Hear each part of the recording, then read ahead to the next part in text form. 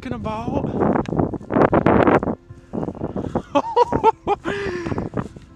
Ken, let me see him. Show him off a little bit. Wow. How bad were you shaking? That's amazing. Nicely done. Congrats. Let me see. Let me see the beard. Let's see it all. That's a good beard too. Let's see the spurs. Heck yeah. Heck yeah. Did you see him running across the I field? didn't see him run. I seen him puff up and I seen him full strut like Dude, 40 I could yards. see his head. He saw the decoys, then just running over. I like how slow he got though when he got right up to here. Oh, dude, he was at like 30 to 40 yards for it felt like forever. Cole- I was just sitting there. Did you see me? I was just following him. He's telling me, he's like, just say the word Sean, I'm gonna shoot him. I was like, no, can't do that. Like, yeah. I'm gonna wait, but if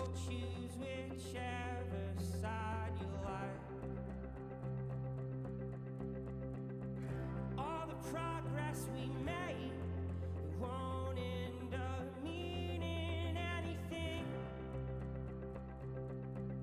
I won't leave indentions over me. So we scouted really hard prior to season. We had gotten permission on quite a few spots just from asking around as much as we could.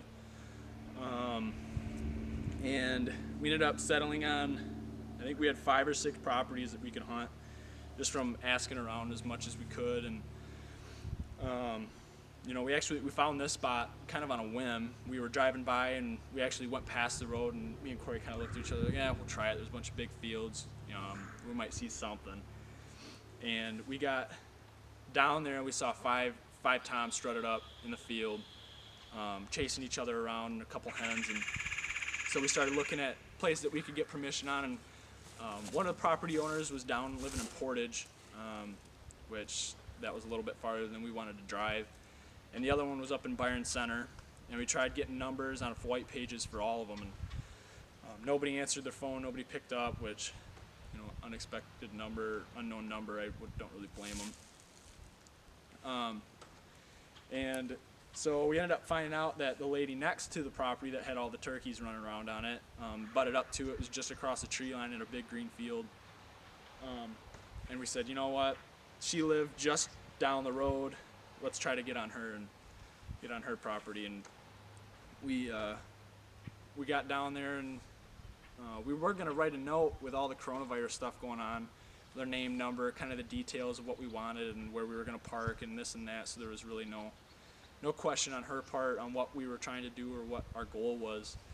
And as I walked up to tape the note to her door, there was a little sign that said come on in and knock on the second door, which was, we had to walk through a mud room.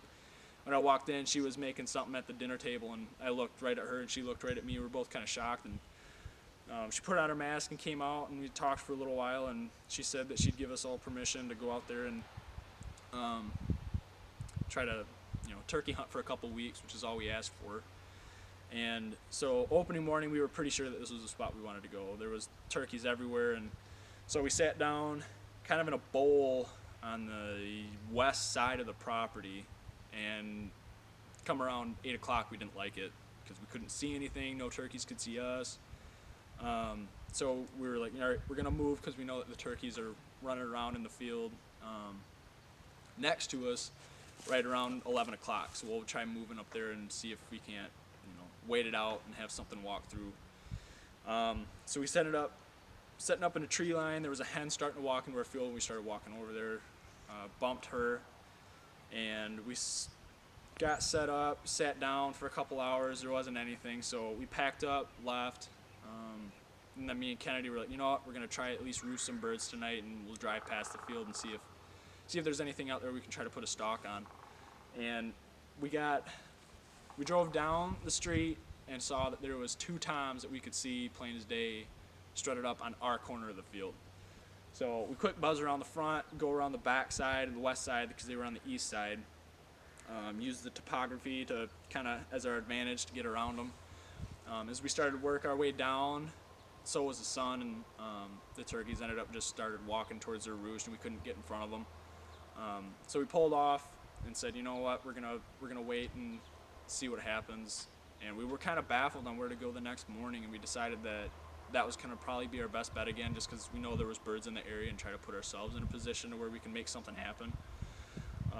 But we weren't sure where to really hide, because when we hid in the tree line, there was a good brush pile, but I was kind of being bullheaded and said, no, we'll try to sit next to these ash trees. And the next morning, Corey was like, dude, we really should set up in that brush pile. So we set it up in the brush pile, and it was an awesome hide. It was sun at our backs with logs everywhere and branches and stuff, and there was no way the turkey saw us. And we sat down. There was guys calling on the west side of the field, and we were set up on the east. And I don't know if they were hunting our field or the property butted up next to ours. They were trying to hunt the same birds regardless. And a tom lit up, and he would yelp for 10 seconds straight on a box call. And the turkey didn't like it. He just got tight-lipped, and they left early, thankfully, because right around 9:30, we were gonna probably sit till 11 just to see what we could see or hear. And right around 9:30, we heard a tom gobble across the field. Just faintly though, because there was the wind blowing right in our face. So we all heard it. We start yelping, or I started yelping, and then he gobbled again. I said, you know what? I've seen it done. I'm gonna try it. So I gobbled with my mouth call back at him, and he waited a couple seconds. Then he gobbled back, and then two more gobbled. So there's 3 toms across the field on the west side, and you know, I'm trying to get the camera ready and, you know, try to figure out what he's doing and what I got to do as caller. And Corey's getting Kennedy all set up and rigged up, and, you know, telling her what to do when he comes in, and which he did a good job teaching her, because the second, and she did a good job executing it too, because right when he came over top of the hill, he pegged us. Like, he looked right at the decoys. He starts running in, as you can see on the video. He got to 70 yards and just kind of slowly strutted his way in, and I could see both their guns following him as they go back, because Corey was going to back her up just in case she missed. And I could see her finger on the trigger, and I said, whenever you're ready, once he got to 30 yards. And she wanted to see how close he could get. And once he got to 17, I got a little nervous and told her to kill him, and she did an awesome job. She practiced the night before. She was confident, and she did an awesome job. She hit him a little high on the spine. You could see he was strutted up, so it kind of protected his head a little bit. So we put another one in him right away, and that finished him off quick. But yeah, I couldn't have been more proud of her shot, her first turkey. She hunted really hard last year with no luck, or just, you know, opportunities we couldn't get on, and yeah, I couldn't believe that she got it done, and she was really excited, which was cool to see, you know, her first turkey, and I was happy to be a part of it and get it on film, and hopefully you guys like it too.